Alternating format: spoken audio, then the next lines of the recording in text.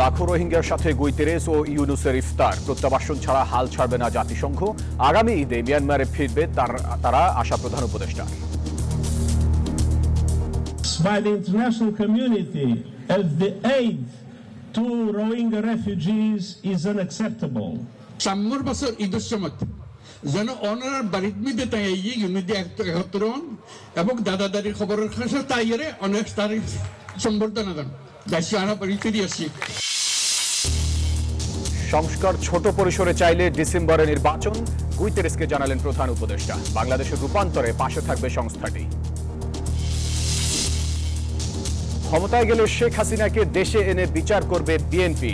আওয়ামী লীগের বিচারহীনতার সংস্কৃতির কারণে এখনো নারী নির্যাতন। আসিয়ার মৃত্যুতে মাগুরায় শোকের ছায়া, ধর্ষকদের দ্রুত বিচার দাবি। দেশের বিভিন্ন স্থানে ধর্ষণ চেষ্টার অভিযোগে গ্রেফতার অনেকে। ঢাকা বিশ্ববিদ্যালয়ের সবুজ ক্যাম্পাসে শেষ বিদায় হল না অধ্যাপক আরেফিন সিদ্দিকের। দুদফা জানাজা শেষে আজিমপুরে দাফন। শর্ত জুড়ে দিয়ে যুদ্ধবিরতি এড়াতে চান পুতিন, দাবি ইউক্রেনের। দুপক্ষের সমঝোতা হবে, আশাবাদী ট্রাম্প। এবং বিপিএল শেষ হওয়ার 1 মাস পরও শতভাগ পারিশ্রমিক পায়নি অনেক ক্রিকেটার। ইমনের অভিযোগের ব্যাখ্যা দিল চিটাগং কিংস।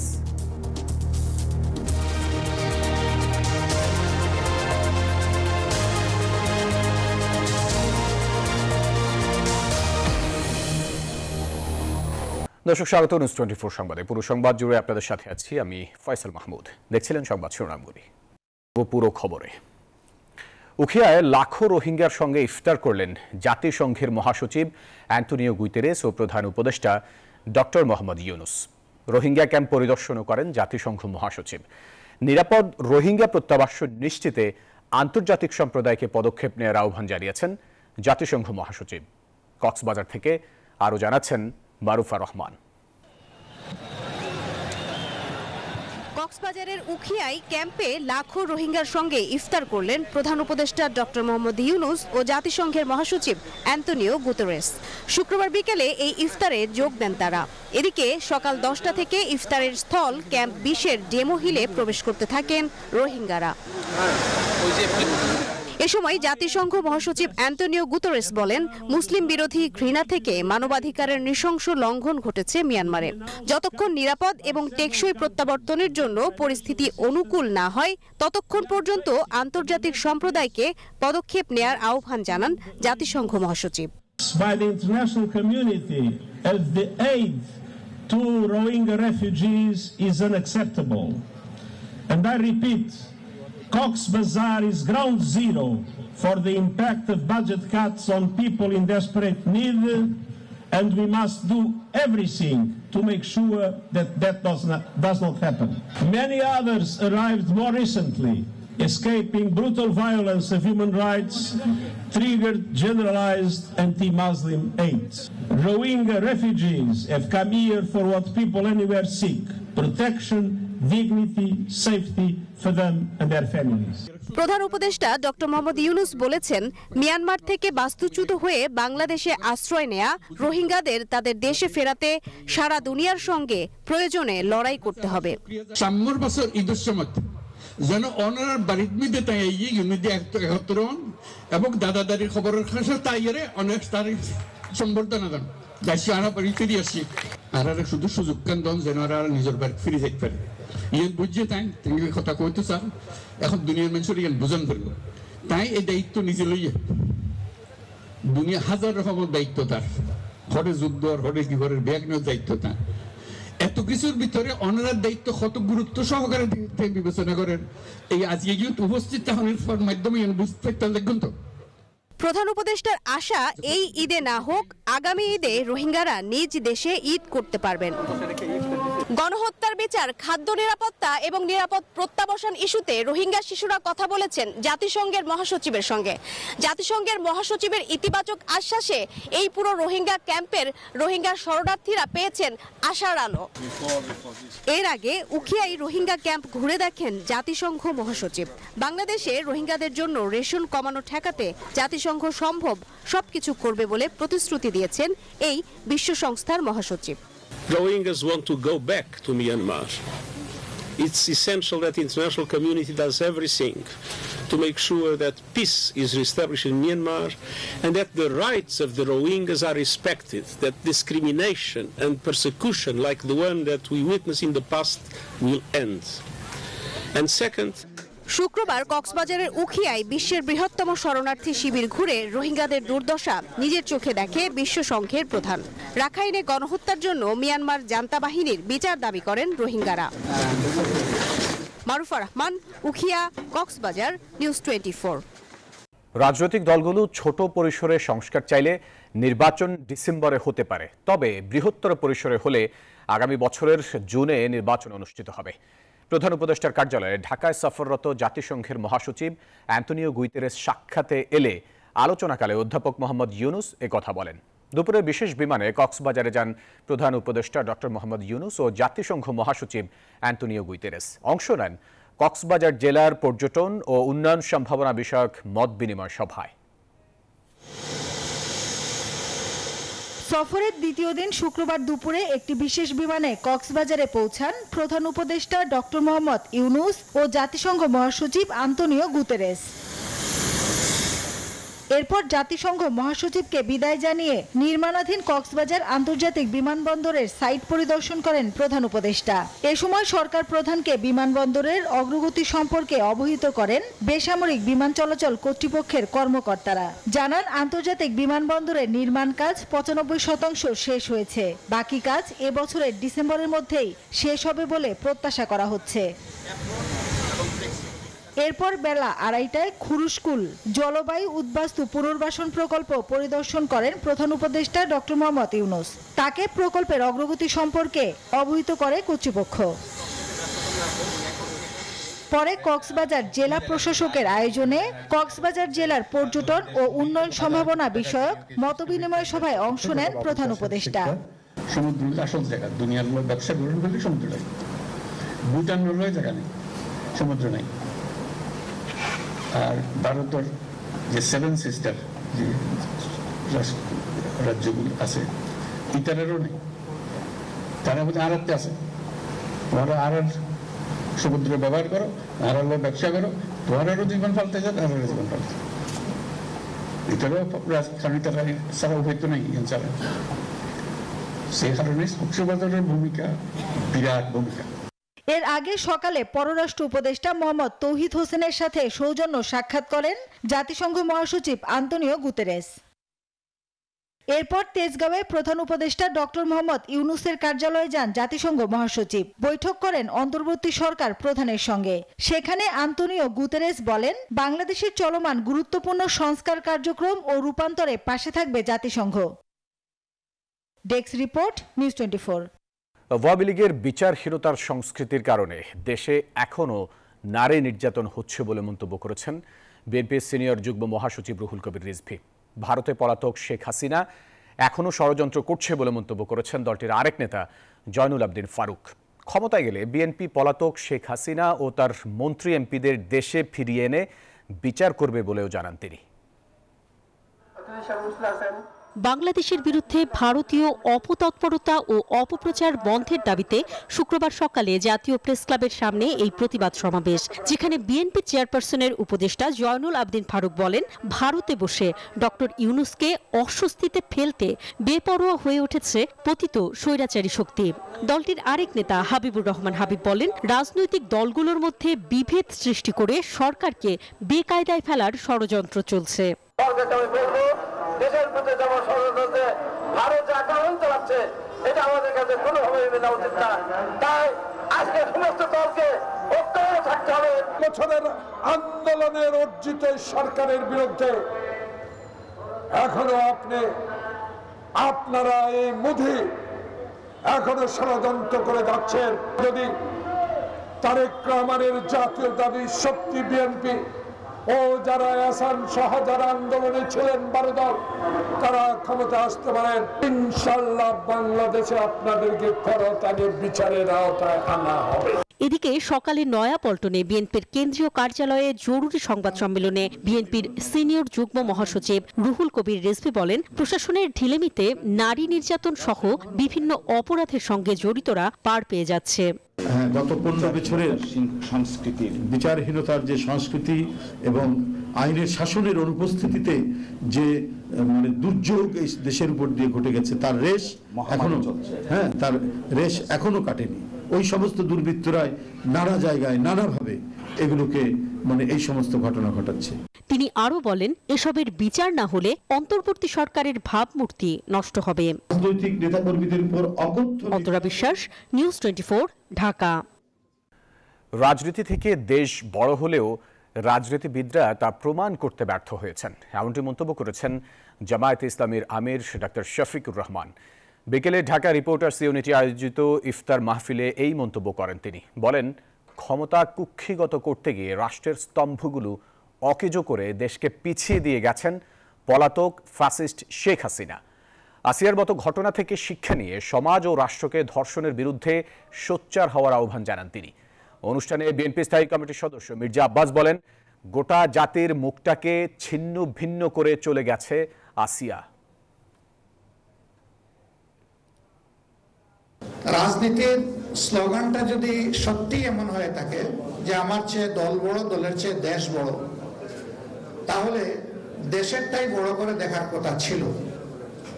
কিন্তু বাস্তবে রাজনীতিবিদরা তাদের কর্মকাণ্ডের মাধ্যমে এটা প্রমাণ তুলে ধরতে পারেননি।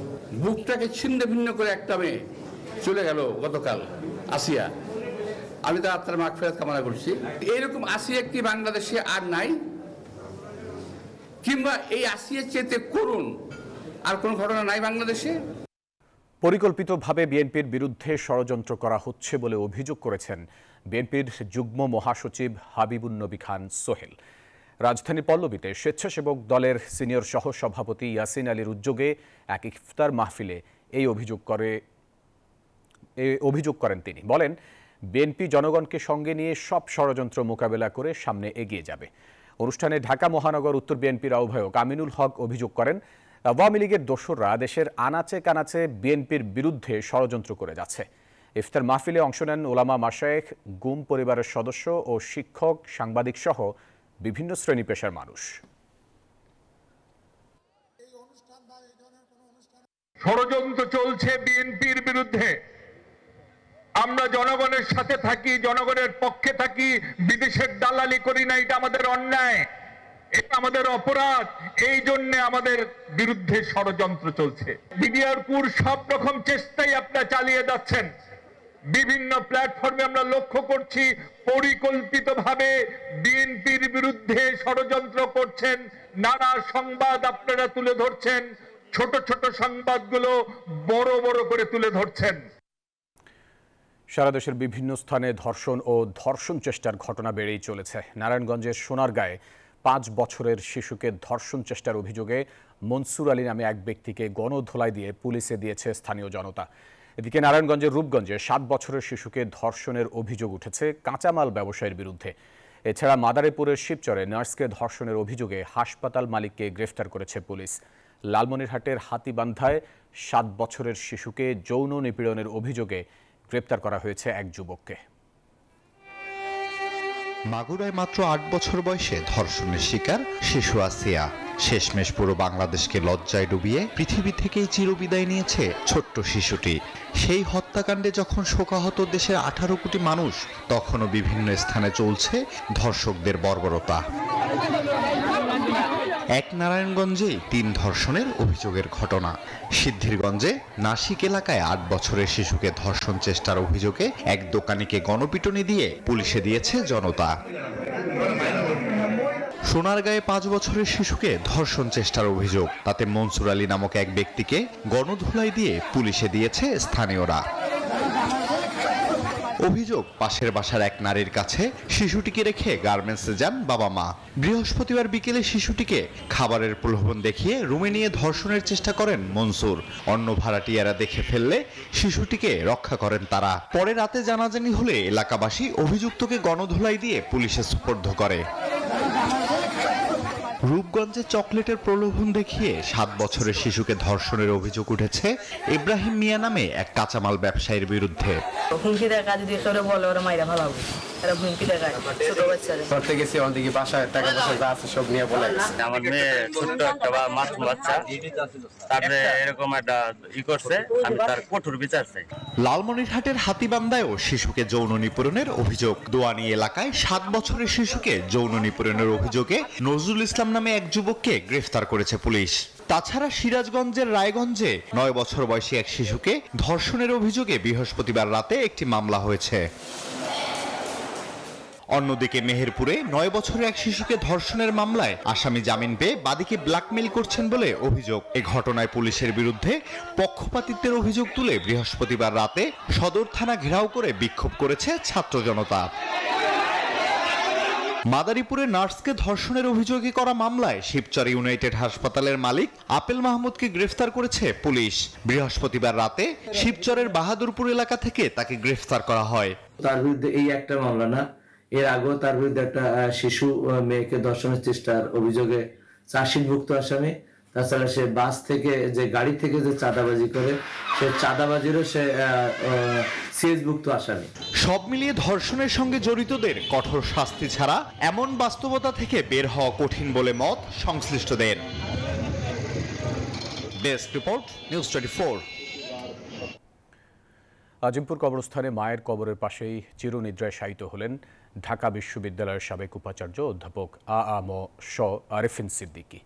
এর আগে নিজ বাসভবন ও ধানমন্ডি শাহী ঈদগাহ মাঠে জানাজা অনুষ্ঠিত হয়, যেখানে পরিবারের সদস্য, দীর্ঘদিনের সহকর্মী ও শিক্ষার্থীদের ভালোবাসায় সিক্ত হন ঢাকা বিশ্ববিদ্যালয়ের গণযোগাযোগ ও সাংবাদিকতা বিভাগের সাবেক শিক্ষক। যদিও তার দীর্ঘদিনের কর্মস্থল ঢাকা বিশ্ববিদ্যালয় প্রাঙ্গণে নেওয়া হয়নি তার মরদেহ। মায়ের কবরের পাশেই চিরনিদ্রায় শায়িত হলেন ঢাকা বিশ্ববিদ্যালয়ের সাবেক উপাচার্য অধ্যাপক আ.আ.ম. আরেফিন সিদ্দিকী। শুক্রবার রাজধানীর আজিমপুর কবরস্থানে বেলা 3:30টায় তার দাফন সম্পন্ন হয়। এর আগে সকাল 11টায় গ্রিন রোডে বাইতুল আকসা মসজিদে ডক্টর আরেফিন সিদ্দিকীর প্রথম জানাজা অনুষ্ঠিত হয়, যেখানে পরিবারের সদস্যদের পাশাপাশি সহকর্মী, শিক্ষার্থী, বিশ্ববিদ্যালয় প্রশাসন ও শুভাকাঙ্ক্ষীরা অংশ নেন। জানাজা শেষে আরেফিন সিদ্দিকের মরদেহ ঢাকা বিশ্ববিদ্যালয়ে না নেয়ার প্রতিবাদ জানান শিক্ষার্থীরা, যদিও এই অভিযোগ অস্বীকার করেন ঢাবি ভিসি। পরিবারের সাথে আমাদের নিয়মিত যোগাযোগ আছে। সার্বিক পরিস্থিতি বিবেচনা করে পরিবারের সিদ্ধান্তক্রমে তাকে এই দুটো জানাজা পরিবার সিদ্ধান্ত নিয়েছেন এবং সে অনুযায়ী কবরের যে স্থান সেটিও পারিবারিক সিদ্ধান্ত হয়েছে আমাদের সাথে আলাপের মাধ্যমে। আমাদেরও যে কোনো শিক্ষক মারা গেলে আমরা সাধারণত সবাই চাই বিশ্ববিদ্যালয়ে তার কফিনটা আসুক, আমরা শ্রদ্ধা নিবেদন করে, আমরা শ্রদ্ধা নিবেদন করেও থাকি। যেহেতু পরিবারের উপাচার্য মহোদয় বলছেন পারিবারিক সিদ্ধান্ত প্রতি উনি শ্রদ্ধা নিবেদন করছেন, এখন আমাকেও সেটাই বলতে হবে যে পারিবারিক সিদ্ধান্তের প্রতি আমরা শ্রদ্ধা রেখেই স্যারকে আমরা সমাহিত করব। পরে সাবেক এই উপাচার্যের মরদেহ নেওয়া হয় ধানমন্ডি শাহী ঈদগাহ মসজিদে। সেখানেই বাদ জুমা তার দ্বিতীয় ও তৃতীয় জানাজা অনুষ্ঠিত হয়।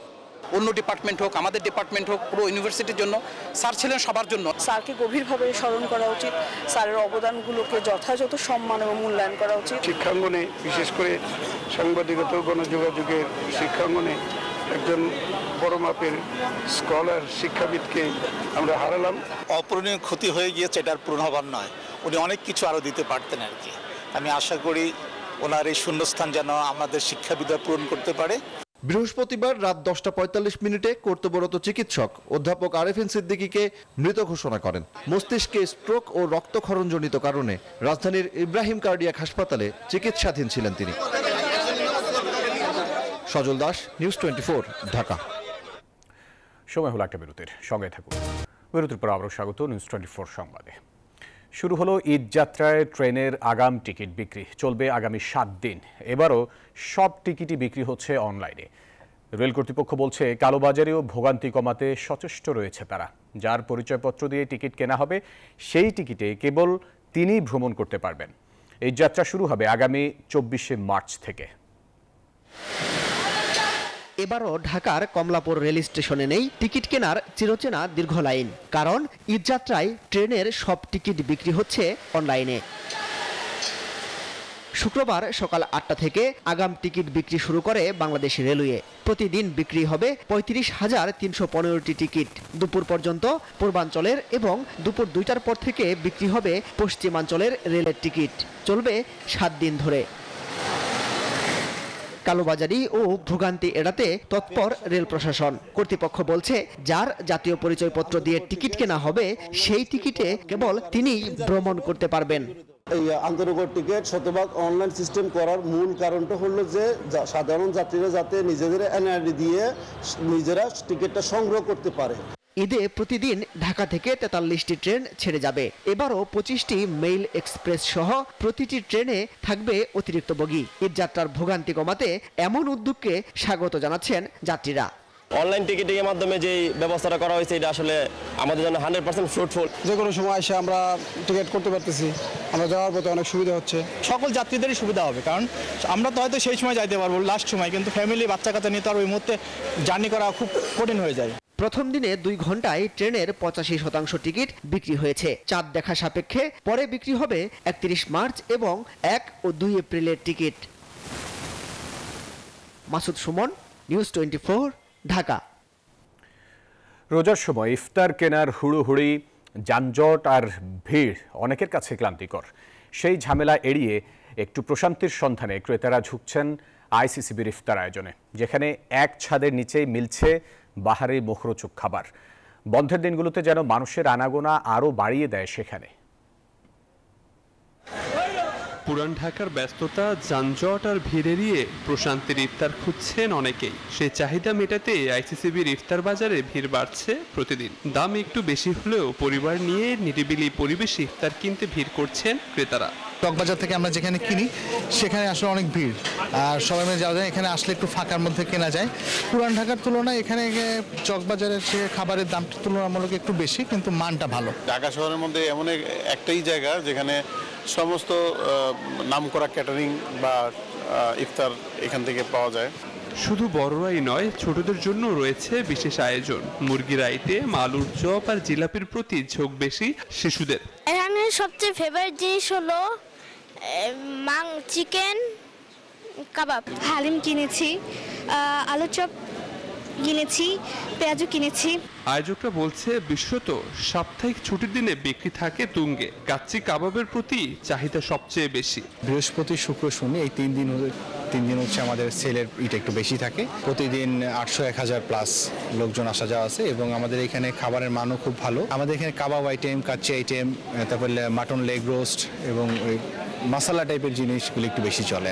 বিক্রেতারা বলছে, রমজানের শেষ দিকে চাহিদা আরও বাড়বে। 27 রমজান পর্যন্ত চলবে আইসিসিবির এই ইফতার আয়োজন। আবির হোসেন, নিউজ 24, ঢাকা। সময় হলো আর একটা বিরতির। সঙ্গে থাকুন। নিউজ 24 সংবাদে আবারও স্বাগত। সাতক্ষীরায় বাংলাদেশ প্রতিদিনের 16 বছর পদার্পণ উপলক্ষে আলোচনা সভা ও ইফতার মাহফিল অনুষ্ঠিত হয়েছে। শুক্রবার সন্ধ্যায় শহরের একটি রেস্তোরাঁয় আলোচনা সভা ও ইফতার মাহফিলের আয়োজন করা হয়। এ সময় উপস্থিত ছিলেন জেলা জামায়াত ইসলামীর সেক্রেটারি জেনারেল মাওলানা আজিজুর রহমান, জেলা বিএনপির সদস্য সচিব আবু জাহিদ ডাবলু সহ অন্যরা। এ সময় বক্তারা বাংলাদেশ প্রতিদিনের সমৃদ্ধি কামনা করেন।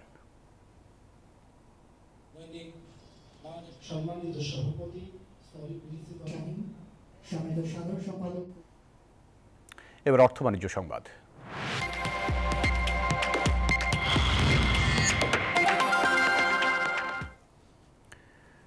বাজারে এখনো উত্তাপ কমেনি বেগুন, শসা, লেবুর। বিক্রেতারা বলছেন, সরবরাহ কম, চাহিদা বেশি। এ কারণে এসবের দর এখনো ঊর্ধ্বমুখী। তবে স্থিতিশীল রয়েছে আলু, পেঁয়াজ, মরিচের দাম। কিছুটা স্বস্তি ব্রয়লার এবং সোনালী মুরগির দামে। ইলিশ ও চিংড়ির দরও বেশ চড়া। রমজানের দ্বিতীয় সপ্তাহেও কমেনি বেগুন, শসা ও লেবুর দাম। বিক্রেতাদের দাবি, সরবরাহের চেয়ে চাহিদা বেশি থাকায় কমছে না দাম। এতে বিপাকে ক্রেতারা। বাজারে এখনো কমেনি লেবুর দাম। এক হালি লেবু বিক্রি হচ্ছে 80 থেকে 100 টাকায়। বড় লেবু প্রতি হালি 140 টাকা। কিছু কাস্টমারদের 6 মাসও দেখি নাই এক হালি লেবু কিনতে, কিন্তু এখন 5 হালি লেবু সংগ্রহ করতেছে। বেগুন, তারপর লেবু, এগুলোর দাম বেশি। অন্যান্য সবজির দাম কিন্তু খুব কম। তবে কিছুটা কমেছে মরিচ ও টমেটোর দাম। বর্তমানে প্রতি কেজি টমেটো 20 থেকে 25 টাকা আর কাঁচা মরিচ কেজি প্রতি বিক্রি হচ্ছে 50 থেকে 60 টাকা দরে। আমরা একদম নিম্ন মধ্যবিত্ত ফ্যামিলি, আমাদের জন্য বাজারে আসলে দেখা যায় যে 5,000-6,000 টাকা নিয়ে আসি, কিন্তু আমাদের চাহিদা মতো আমরা পণ্য কিনতে পারি না।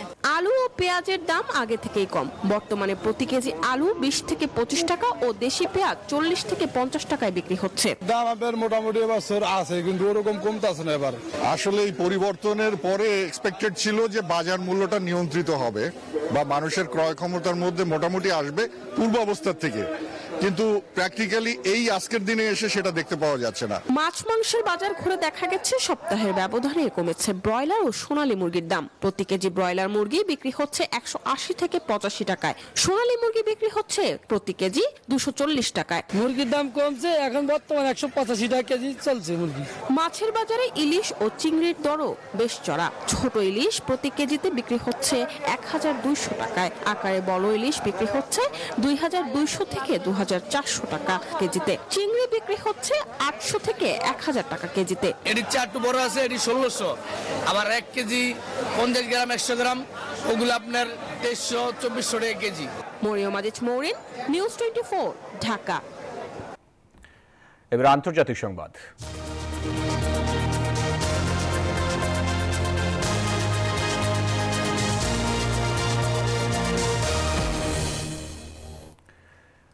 ইউক্রেনের সঙ্গে যুদ্ধবিরতিতে সম্মত হলেও কিছু শর্ত জুড়ে দিয়েছেন রাশিয়ার প্রেসিডেন্ট ভ্লাদিমির পুতিন। প্রতিক্রিয়ায় ইউক্রেনের প্রেসিডেন্ট ভলোদিমির জেলেনস্কি অভিযোগ শর্ত দিয়ে পুতিনই যুদ্ধবিরতি প্রত্যাখ্যান করতে চান। এদিকে মস্কো সঠিক সিদ্ধান্ত নেবে বলে প্রত্যাশা করছেন মার্কিন প্রেসিডেন্ট ডোনাল্ড ট্রাম্প। অবশেষে ইউক্রেনের যুদ্ধবিরতির বিষয়ে মার্কিন প্রস্তাবে সরাসরি প্রতিক্রিয়া জানালেন ভ্লাদিমির পুতিন। বৃহস্পতিবার ক্রেমলিনে এক সংবাদ সম্মেলনে রুশ প্রেসিডেন্ট জানান, যুদ্ধবিরতিতে মস্কো একমত, তবে তা বাস্তবায়নের জন্য অবশ্যই কিছু শর্ত পূরণ প্রয়োজন। রুশ রাষ্ট্রপ্রধানের মতে যুদ্ধবিরতি কেবল সাময়িক সমাধান হলেই চলবে না, এর মাধ্যমে সংঘাতের মূল কারণও দূর করতে হবে। কিয়েভের সামরিক সমাবেশ, সেনা প্রশিক্ষণ এবং অস্ত্র সরবরাহ বন্ধ করার নিশ্চয়তা চান তিনি। এছাড়াও অনেক বিষয় নিয়ে বিস্তারিত আলোচনা করার প্রয়োজন আছে বলেও জানান প্রেসিডেন্ট। আমাদের মার্কিন অংশীদারদের সাথে এটি নিয়ে আলোচনা করা উচিত। হয়তো আমাদের প্রেসিডেন্ট ট্রাম্পের সাথে ফোনে কথা বলা উচিত। তবে শান্তিপূর্ণ উপায়ে সংঘাতের অবসানের ধারণাটিকে সমর্থন করি আমরা। তবে শর্ত জুড়ে দিয়ে যুদ্ধবিরতি এড়াতে চাইছেন পুতিন, এমন অভিযোগ ইউক্রেনের প্রেসিডেন্ট ভলোদিমির জেলেনস্কির। আমরা এমন কোন শর্ত স্থাপন করি না যা পরিস্থিতিকে জটিল করে তোলে, কিন্তু রাশিয়া করে। আমরা সব সময় বলেছি একমাত্র রাশিয়াই সবকিছু বিলম্বিত করবে। এদিকে ইউক্রেন যুদ্ধ ইস্যুতে দুপক্ষেরই সমাধান হবে এবং কিয়েভের ব্যাপারে মস্কো সঠিক সিদ্ধান্তই নেবে বলে আশাবাদী মার্কিন প্রেসিডেন্ট ডোনাল্ড ট্রাম্প। বৃহস্পতিবার ন্যাটো মহাসচিব মার্ক রুটের সাথে ওভাল অফিসে বৈঠকে এই কথা জানান তিনি। নিবির আমিন, নিউজ 24। এরপর যে সময় হলো আর একটা বিরতির, ফিরছি খেলার খবর নিয়ে, সাথে থাকুন। আবারও স্বাগত সংবাদে। এবারে জানাবো খেলার সংবাদ।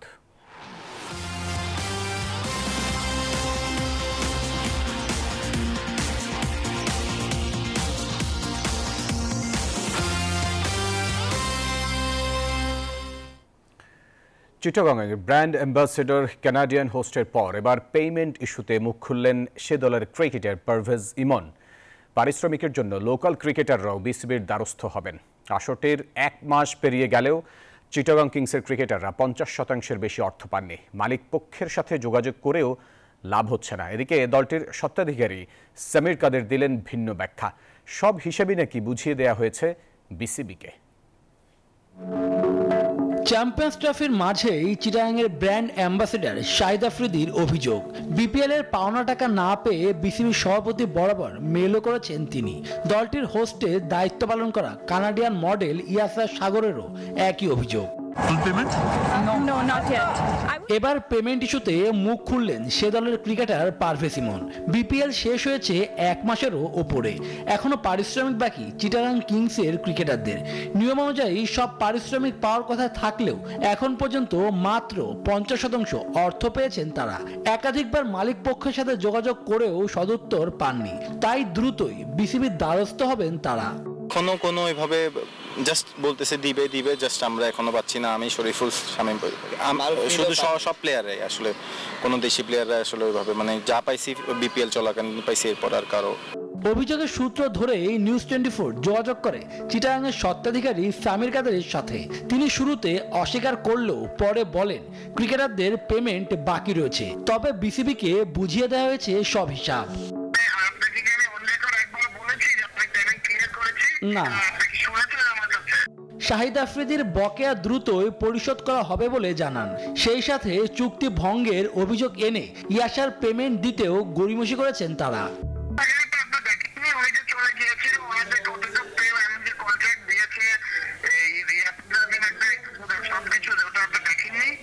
বিপিএল এ পেমেন্ট বকেয়া রাখার ঘটনা নতুন কিছু নয়, তবে এবার রাজশাহী ও চিটাগাংয়ে দলটির দায়িত্ব জ্ঞানহীনতা ছাড়িয়ে গেছে অন্য সব আসরকে। বহির্বিশ্বে নাম ক্ষুণ্ণ হয়েছে বিসিবির। শুভদেব নাথ, নিউজ 24, ঢাকা। দর্শক, এই ছিল নিউজ 24 সংবাদে। আরো সংবাদ ও বিশ্লেষণ জানতে ভিজিট করুন news24bd.tv-তে। এতক্ষণ সাথে থাকার জন্য ধন্যবাদ সবাই।